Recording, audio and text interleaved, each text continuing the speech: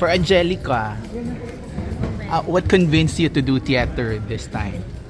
Well, ever since talagang meron akong interest talaga na subukan yung mundo ng theater. May mga nagtatanong-tanong naman noon, but apparently schedule and lakas ng loob, wala pa ako noon.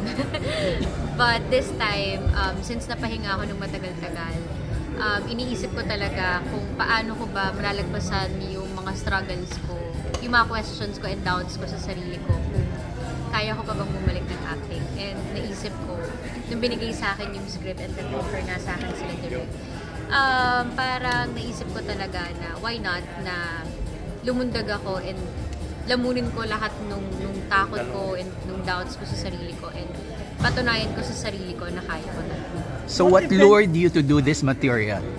Sorry? What lured you to do this material? Well, yun nga. Of course, nung nabasa ko yung project, inabasa ko yung script talaga, parang hindi ko kayang palampasin. Alam ko sa sarili ko na hindi ko mapapatawad yung sarili ko pag pinalampas ko. Alam ko magiging bitter ako pagka nakita ko may ibang nagpo-portray nun at hindi ako yung gagawa. Okay. Thank you. So, how did you convince pala Angelica to... Sobrang opportune lang ng time. We were watching Tatlong Upuan sa Ateneo. Tapos, Marco Viana, one of the festival directors, parang kinausap niya ako, wala pa tayo ng Phoebe na role for the Phoebe nga na makapartner niya. Tapos nakita namin sila ni Derek Andoy magkasama. Parang pwede si Angelica, lakasan natin yung loob natin, ayain natin siya. So, tinanong namin siya at that time. On the spot? On the spot. So, when was that? Last year?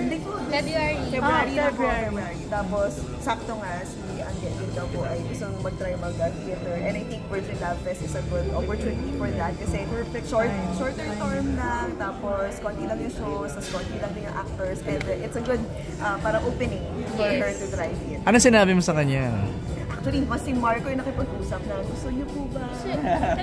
Talaga, gusto mo bang mag-try ng theater? Tapos sabi ko, sure! Tapos, alam mo yung, as pinagtatawanan ako ng mga kasama ko, kasi yung pagkaka-sure ko talaga, sure! Yung parang yung sinarot-surot ko lang. Half-hearted ka at the time? Well, hindi naman half-hearted, but hindi ako naniniwala na totoo yung offer sa akin. Kasi hindi ka pa naniniwala. Saka talagang, mas, diba, taga-showbiz ako, taga-theater sila, hindi ko alam totoo pala pag galing sa theater. So parang marami pang nananong-charot doon eh. Sabi na lang, gusto mag-theater, tapos sabi ko, sure. Ako, taga-showbiz, kasi sinarot-charot ko sila.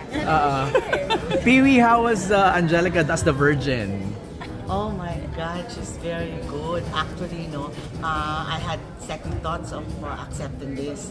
Kasi ang layo ko na, no, Marikina na ako. But kung sinabi nila, sabi ko, sino ba magiging Pee-wee? Si Angelica. O sige. O sige. Kasi we worked already sa tagal na, no? Bata pa siya nun sa Santa Santa. Tagal na. Tagal na. Teenager ka pa lang yata, no?